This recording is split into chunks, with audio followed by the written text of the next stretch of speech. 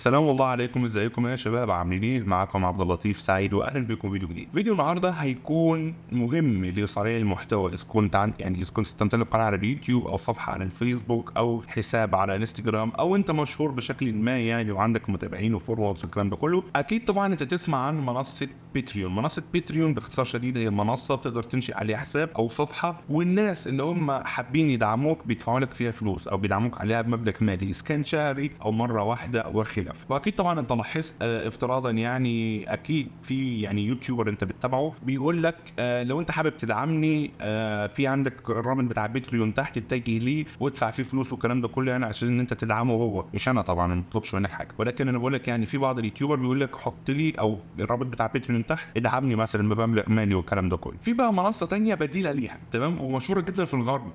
المنصه دي اشهر من باتريون في الغرب، في الدول الاوروبيه والاجنبيه والكلام ده كله، عكس باتريون.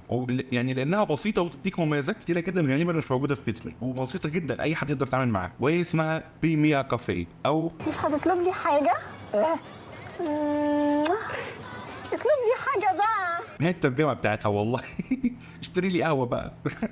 بص يا سيدي، باختصار شديد المنصه دي شبه منصه باتريون، ولكن بتختلف انها بسيطه جدا وبتديك بعض المميزات الاخرى اللي غالبا مش موجوده في باتريون. فعشان ما اطولش عليكم نروح بقى دلوقتي نشرح. رغم ان انا طولت ودايما التاريخيين المصريين هم بيطولوا في المقدمه، ولكن انا بحب اشرح. بص، ده عندك الواجهه اللي تلاقيها عندك في رابط الموقع اللي موجود تحت في الوصف، او لما تروح عندك على رابط الموقع هيكون عندك بالمنظر ده. فهنا اسم الموقع بيميا كافيه، تمام، مع ان الكوبايه غالبا كده جواها بيها اصلا، ولكن اسمها بيميا كافيه او اشتري لي قهوه بقى، تمام. بص يا سيدي، اول حاجه تعملها ان انت تروح هنا عندك على ساين اب عشان تسجل. طبعا انا هشرح لك كل حاجه داخل الموقع، فاهمني، بس لنفترض ان الموقع بيديك بعض الامثله لبعض الناس اللي بالفعل موجودين على الموقع بتاعهم. لو انت رحت مثلا عندك على الاخ ده بالمنظر ده كده اهو، اللي هو وسط الاخ ده، هتلاقي عندك ان ده شكل الموقع بتاعه، تمام، او شكل الصفحه بتاعته. زي ما انت شايف هنا تقدر ان انت تظبط كذا حاجه، وهو ان انت مثلا تتبرع له لمره واحده ب $3 او ب $9 او ب $15، حتى ان شاء الله اقدر اعمل لحد $150,000 لو انا حبيت، تمام. اقدر اتبرع برقم اللي انا عايزه من اللي هو الرقم ده، فاهمني. فهي دي النقطه بجانب برضه ان تقدر تعرض بعض الخدمات الاخرى، زي مثلا كمثال ان انا اقدر اعمل متجر زي الاخ ده مثلا، ده عامل متجر. بص انا مثلا ده الصفحه بتاعته، تمام، اقدر اتبرع من هنا اهو. وطبعا الصفحه دي اقول لك ان انت تقدر تعمل زيها. وعندك هنا 536 شخص بيدعموا، عندك هنا ده 9000 شخص بيدعموا، اللي هو 9000 ونص وعندك هنا الشوب، تمام، ده المتجر بتاعه هو، انه مثلا بتقدر تحمل منه نوتات موسيقيه. لو افترضنا لو انا دخلت اقدر ان انا ادوس هنا عندي على كيدلتس، واقدر ان انا احصل على الشيء اللي هو بالفعل بيبيعه، فاهم قصدي؟ فاقدر حتى ان انا اعمل عليه متجر من جوه. اول حاجه هنا اعمل من عندي على الساين اب، ادوس هنا عندي على ساين اب، وانا طبعا بيقول لي انشئ البيزنس نيم بتاعي اللي هو اسم الصفحه بتاعتي اللي هي هتكون شبه دي مثلا بالمنظر ده كده، هتكون شبه دي مثلا. فاكتب عندي اليوزر نيم، افتراضا هكتب عندي اليوزر نيم بتاع قناتي، اسمي اللي يعجبك، او هو كده لازم يكون متوفر، لان هو هيقول لك ان هو متوفر او مش متوفر. بعد كده يطلب منك الايميل والباسورد. شكرا على كده، انت كده سجلت حساب. اصلا مش محتاج انا اشرح الخطوه دي لان سهل جدا. هاجي بقى هنا عندي يا سيدي على لوجن، لان انا كده كاتب بالفعل عندي حساب، فاحط هنا الايميل بتاعي والباسورد، وبعد كده اخش عندي. قبل ما اخش ده هيكون شكل الصفحه زي ما انت شايف. انا طبعا عندك هنا صفحه الهوم اللي بيكون فيها كل البيانات. طبعا هنا بيقول لك عندك الاحصائيات، طبعا ده اليوزر نيم بتاع حسابي، لو انا جيت دخلت عليه هيفتح عندي الصفحه بتاعتي زي ما انت شايف. بص اقدر انا حتى ان انا اعدل عندي على الكفر، اشيل، احط اللي انا عايزه، فاهمني، بالمنظر ده كده. انا اقدر احط رابط بتاع قناتي او رابط السوشيال ميديا بتاعتي. انا طبعا اقول لك اشتري لي قهوه مثلا بواحد 3 4، بس ما تشتريش حاجه انا مش متفاعل عليها، انا الحمد لله مش عايز اوصل للمرحله دي. فبص يا سيدي زي ما انت شايف عندك عبد اللطيف اللي هو بتقدر ان انت بص عندك الاحصائيات، هنا عندك الشير بيج، وعندك هنا الفيو بيج ان انت برضه تشوف الصفحه بتاعتك اجي هنا عندي زي ما انت شايف ان هنا بيقول لي ده الاحصائيات بتاعتي، ال 30 يوم 90 يوم وال تايم اللي هو الوقت كله. طبعا انا كله عامل صفار لان مفيش حد حوالي حاجه هاي في حاجه بهزر والله مش عايز حاجه. عندك هنا سيدي اللي هو الدونيشن اللي هو التبرعات. هنا طبعا الناس اللي بيتبرعوا لك هيقول لك مثلا هنا قد ايه، لان الناس اللي بيدعموك اخر 30 يوم وكل الوقت. عندك هنا السيتنج اللي هو الاعدادات، تحب ان انت تعدلها ازاي، $1 2 3 4 5 اللي يعجبك. مثلا برايس بور كافي اللي هو سعر القهوه، اقل سعر قهوه مثلا افتراضا بكام. وعندك هنا طبعا الرساله اللي انت بتقول له مثلا شكرا ليك يا حاج ان انت اشتريت لي كوبايه قهوه، وان شاء الله نردها في اولادك ان شاء الله حاجه ساعه بقى ان هم يتجوزوا جزء يعني عشان ما حدش يفهم غلط، لان في ناس بتتحول بس تمام. وعندك هنا طبعا في بعض الحاجات التانية انا الصراحه مش عارف دي ايه، بتقدر تستخدم الصفحه عشان تفهم. اذكر تبرعي، اذا كنت مره بربحك من قضيه وجمعيه خيريه فممكنك عرض رساله على صفحتك. تمام، ده مثلا خيار اخر يعني لو الناس حبت انها بالفعل ايه تعرض الصفحه بتاعتها يعني. عندك الممبرشيب اللي هو الايه اللي هو المشتركين، يعني مثلا هنا افتراضا نرجع تاني للصفحه الرئيسيه، انا هقول لكم امثله كتير اصلا. نرجع تاني للصفحه الرئيسيه، نشيل الاخ ده،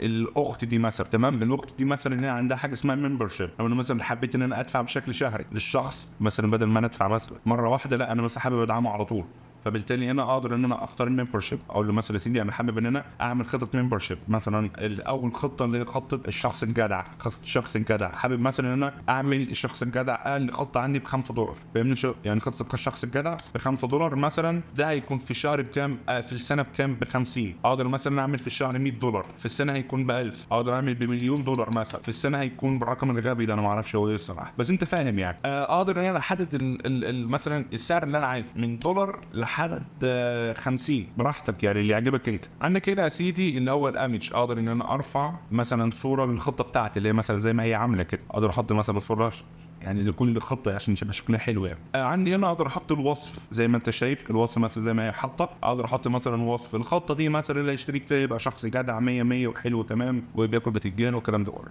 هتلاقي عندك هنا طبعا في نقطه انا نسيت اقول عليها، وهو ان كل صوره بيبقى ليها بيكسل محدد او مقاس محدد، ما ينفعش ان انت تتخطاه. ممكن تتخطاه بس شكله يبقى غامق قوي يعني، مثلا افتراضا بالمنظر ده يعني شكله يبقى غامق قوي الصراحه. الشخص الجدع صوره مستر بين بشكل غريب كده، فما ينفعش، لازم تحط صوره بمقاس محدد ويكون بخلفيه بيضاء كمان او بينش. عندك هنا طبعا اللي هو الايه المميزات اللي انت هتقدمها له، يعني كمثال انا هتكلم معاك، هدردش معاك، اعمل لك ايه الكلام ده كله زي ما انت شايف. دي المميزات مثلا اللي انا هقدر احطها للشخص فاهمني، اقدر اعدل عليها زي ما انت شايف. بص اجي هنا اهو اد واقدر اعدل يعني اعدل عليها او احذفها خالص او احط واحده قبل واحده وفوق واحده زي ما انا عايز. اقدر هنا طبعا اقول الليميت ذا نمبر اوف ممبرز، او مثلا انا حابب ان انا يكون في عدد اشخاص محددين فقط يشتركوا في الخطه دي ما يزيدوش عنها، يعني مثلا حابب 10 اشخاص فقط، 20 شخص فقط، 30 شخص فقط فاهمني، مليون شخص فقط وهكذا. لو انا حابب احط عدد محدد لكل خطه. عندك هنا جيف ممبرز اللي هو الايه يعني اعطي اللي هم المشتركين مثلا افتراضا حسابي على ديسكورد عشان يتواصلوا معايا بشكل مباشر، فدي برضه نقطه اخرى. عندك انا طبعا الرساله اللي انت بتقول مثلا لو في حد اشترك عندك تمام تقول له تشكر يا عم الحاج على اللي انت هتدفعه لي كل شهر تمام. طبعا ده اللي هو ايه الرساله بتاعت اللي هو اللي بعد ما دفع يعني. طبعا نسيت اذكر ان هو العموله بتاعتهم $5 5%، سوري معلش انا اسف 5%. يعني لو شخص حول لك $10 او شخص حول لك $10 انت هتحصل على $9.5 او 59 سنت يعني 5%. اللي يختلف بقى بين خدمه باي ميل كافيه والباتريون اللي ده بغض النظر انت هتحول على ايه السعر هيكون واحد. باتريون لا ممكن يكون مثلا في عموله زياده، فهي دي النقطه اللي يختلف من ده ومن ده تمام. ده عندك الممبرز. عندك الشوب، اقدر ان انا اعمل متجر زي ما وريتك الاخ بتاع الموسيقى، اقدر ان انا اعمل متجر لنفسي ان انا مثلا اكتب هنا الاسم او مثلا الاسم الشيء اللي انا حابب ان انا اعمل عنه متجر، احط مثلا البرايس $50 مثلا، اعمل ابلود مثلا للشيء اللي انا عايزه مستر بين مثلا بالمنظر ده، اكتب وصف للمنتج بتاعي، واقدر هنا مثلا اقول مثلا اللي هو الايه اللي هو التوجيه او التوجيه مثلا. طيب افتراضا يعني طبعا ضربه التوجيه او رساله التوجيه مثلا انا يعني ايه المفروض ان الشخص يعمله بعد ما يشتري؟ انا مثلا اسيب له رساله او ارفع له ملف او ادي له مثلا رابط فاهمني، فاقدر اختار اللي انا عايزه. اقدر مثلا ارفع له فيديو يقول لي مثلا اقصى شيء 200 ميجا فاهمني، او اقدر مثلا ادي له رابط ملف تحميل مثلا وان درايف او شيء لتحميل مره واحده فقط فاهمني، وهكذا. يعني اقدر ان انا عندي خيارات مفتوحه. عندك انا طبعا بعض الخيارات الاخرى ان هو اسك كويشن، ده مثلا يعني اسال سؤال اختياري.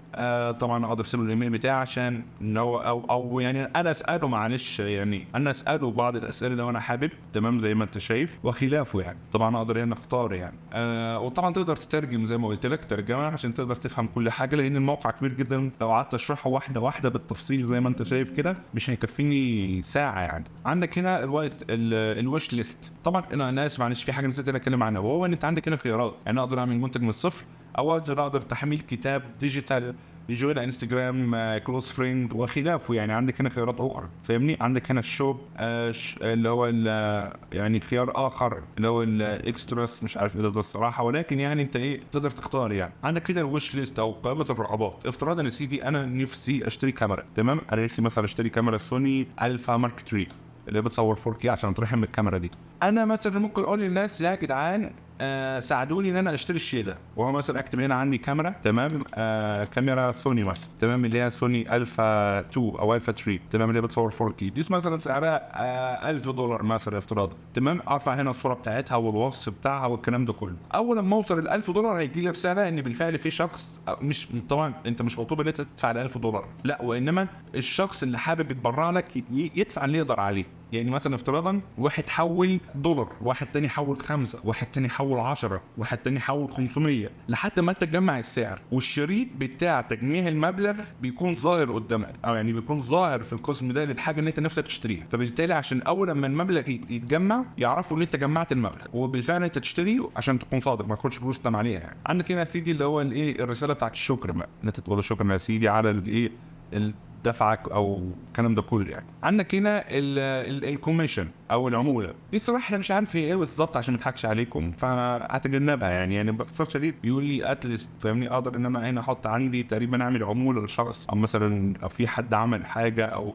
مثلا سوق الصفحه بتاعتي عامل لي عموله. انا مش فاهم الصراحه العموله دي ايه بالظبط، يعني عشان ما اضحكش عليك. يعني هتجنبها لان انا مش فاهمها فاهمني، يعني بامانه. يعني انا ممكن اقول لك لا دي بتعمل كذا، انا مش فاهمها، فهتجنبها خالص. عندك هنا سيدي البوست، هنا اقدر اعمل مثلا البوست، لان زي ما قلت لك ان انت هنا تقدر، يعني هنا مثلا افتراضا ان رحت هنا عندي على الهوم ده الصفحه بتاعتي، لو انا جبت هنا مثلا عندي على البوست اقدر مثلا انا احط عندي على اكتب بوست مثلا صباحكم عنب، فلسطين حر، فلسطين حره تمام، واعمل لي بوست ناو بابليك. دلوقتي اجي هنا مثلا عندي ريفرش، البوستس عندي هيظهر عندي اهو زي ما انت شايف، صباحكم هنا في فلسطين حر. ايه تاني يا ربي؟ هنا طبعا عندي بيقول لي ده الرابط بتاع البوست بتاعي. عندك هنا اقدر احط البوم، او اقدر احط مثلا بودكاست، ان دي برضه في ميزه جميله قوي ان انا اقدر اسجل بشكل مباشر، او ان انا ارفع ملف بودكاست فاهمني. اقدر طبعا في البوست ان انا احط رابط فيديو ليا، وطبعا اقدر اختار الفيديو ده للناس المشتركين ولا لا. عندك هنا اد البوم، اقدر ارفع البوم صور كامل، دي برضه نقطه اخرى، اقدر ارفع البوم صور كامل. عندك هنا الجاليري اللي هو البوستات اللي انت رفعتها او الصور اللي انت رفعتها او الملفات الصوتي والخلافه، يعني مثلا في صور ملفات صوتي فيديو انت رفعت، فبالتالي بيبقى عندك هنا في الجاليري. المسج دي الرسائل الشخصيه اللي بتجيلك، يعني مثلا في حد بعت لك رساله،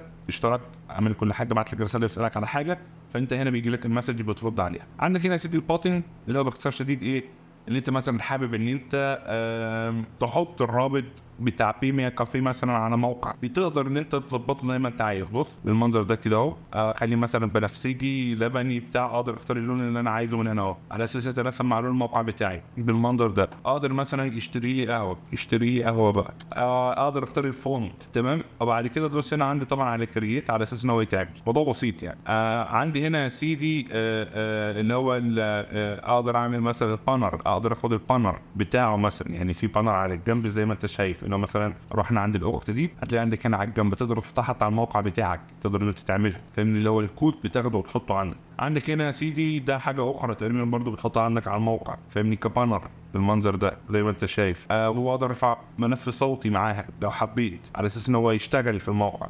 اقدر ارفع هنا اقدر احمل اللي هو الكي ار كود، واقدر هنا احمل اللي هو الكرييت كيت. الكرييت كيت ده اللي هو مثلا بيبقى كيت كامل من الديزاين والحاجات دي كلها، اقدر احمله عندي. واقدر هنا احط عندي اللي هو جي اي اف زي ما انت شايف تمام. عندك هنا الجي اي اف تقدر تاخده وتحطه عندك على موقعك او حسابك او ايا كان اللي انت عايزه. عندك هنا مجموعه من الجي اي اف برضه، فهنا صراحه ممتاز جدا. عندك هنا بقى اللي هو انت بتقدر تعمل كونكت مثلا اللي هو الديسكورد لتويتر، عندك هنا الوورد بريس، وعندك اللي هو الايه، وعندك هنا البيمنتس او اللي هو مثلا اللي انت مثلا يعني الفلوس هتحولها مثلا ليه على مثلا يو اس اي. وعندك هنا طبعا اقدر احط بقى البيانات البنكيه فاهمني، عشان اقدر ان انا احصل على الفلوس. ولكن طبعا ده لما انت تجمع مبلغ مثلا، وده بسيط جدا يعني، انت تحط عندك بياناتك البنكيه وبتاع الموضوع. والسيتنج اللي هو بقى ليه اد جول مثلا، انت طبعا عندك ده السيتنج او الاعدادات. مثلا اد جول مثلا حابب احط الجول بتاعي يا سيدي ان انا اجمع مثلا $500 $5000 يعني متقدم لحد الان صفر، واقدر ما تمام سيف. دلوقتي انا عايز الجول بتاعي ان انا بس اجمع $5000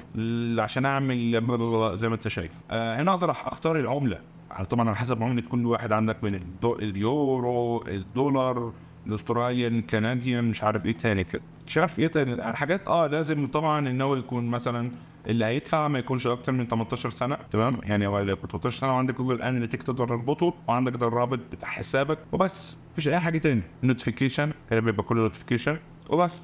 الموقع صراحة ممتاز جدا لأي حد بالفعل حابب إن هو يكون عنده حساب على حاجة شبيهة للبترين، حاجة يقدر بالفعل إن هو يعني الناس تدعمه من خلالها. بس خلاص كان الفيديو، شكرا على خير بقى بإذن الله. فيديو فين فيديو جاي، مش فات اللي فات ده خلاص، ده فات تمام. نشوف بقى فيديو جاي إن شاء الله.